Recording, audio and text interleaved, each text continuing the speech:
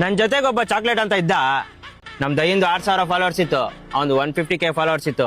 6,000 followers ಇದ್ದಾಗ 6,000 ಆಯ್ತೆ ಅನ್ನೋ ಒಂದೇ ಒಂದ್ ಕಾರಣಕ್ಕೆ ಹುಡುಗನ ಅವಮಾನ ಮಾಡಿದ್ದ. ಅವಮಾನ ಮಾಡಿದ್ನ.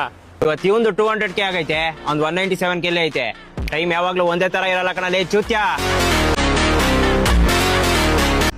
ಲೇ ಚೂತ್ಯ, ನೀನ್ ನನ್ನ ಚೂತ್ಯ ಅಂತಿದ್ಯಾ?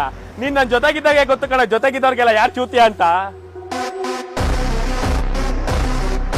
ನಮ್ನೇ ನಂಬ್ಕೊಂಡು ನಮ್ ಜೊತೆಗ್ ಬಂದಿರೋ ಹುಡುಗರ್ನ ಬಳಸ್ಕೊಳ್ಳೋದು ಬೇರೆ, ಅದೇ ಹುಡುಗರ್ನ ಜೊತೆಲಿ ಇಟ್ಕೊಂಡು ಅವ್ರನ್ನ ಬೆಳ್ಸೋದ್ ಬೇರೆ ಕಣಲೇ. ಚೂನ್ ಯಾರು ನನ್ನ ಜೊತೆಗೆ ವಿಡಿಯೋ ಮಾಡಿರೋದು? ಬಿಡೆ ಇಷ್ಟಕ್ಕೆಲ್ಲ ಸಹಾಯ ಮಾಹಿತಿಯನ್ನು ಕಾಡ್ತೀಯಾ? ಏನೋ ಅವಮಾನ ಮಾಡ್ದೆ ಅಂದೆ ಅಲ್ವಾ? ಅವಮಾನಕ್ಕೊಂದು ನೀಟಾಗಿ ಕ್ಲಾರಿಟಿ ಕೊಡ್ತೀನಿ, ಕೇಳಿಸ್ಕೊ. ಏನಾದ್ರು ನಿನ್ನ ಹತ್ರ ಬಂದು ನಿನ್ನ ಹತ್ರ 6,000 ಫಾಲೋವರ್ಸ್ ಐತೆ, ನಿನಗೆ ಮಾಡಲ್ಲ ನಾನು ಅಂತ ಹೇಳಿದ್ನ. ವಿಡಿಯೋದಲ್ಲಿ ನೀಟಾಗಿ ಹೇಳಿದಿರಲ್ಲ, ನಿನ್ಗೆ 6,000 ಫಾಲೋವರ್ಸ್ ಐತೆ, ಅವಮಾನ ಮಾಡಿದೀನಿ ಅಂತ ಹೇಳಿದಲ್ಲ.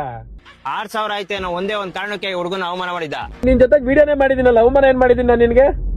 ನನ್ ಜೊತೆ ವಿಡಿಯೋ ಅವಮಾನ ಮಾಡಿದ ಅಂತ ಎಲ್ಲ ಅವಮಾನ ಮಾಡಿರೋದ ಅಂತ ಹೇಳ್ತಿಲ್ಲ ನಾನು, ಅವಮಾನ ಮಾಡಿರೋದ ಅಂತ ಹೇಳ್ತಿಲ್ಲ ನಾನು. ಅವತ್ತೇನ್ ಗುರು ಸ್ಟೋರಿಯಲ್ಲಿ ರಿಪ್ಲೈ ಕೊಡ್ತೀನಿ ಅಂತ ಹಾಕಿದ್ನ.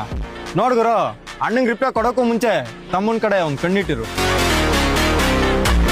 ಇನ್ನೊಂದ್ ಹೇಳ್ತೀನಿ, ಸರಿಯಾಗಿ ಕೇಳಿಸ್ಕೊ. ಇದೇ ನನ್ ಲಾಸ್ಟ್ ರಿಪ್ಲೈ ವಿಡಿಯೋ.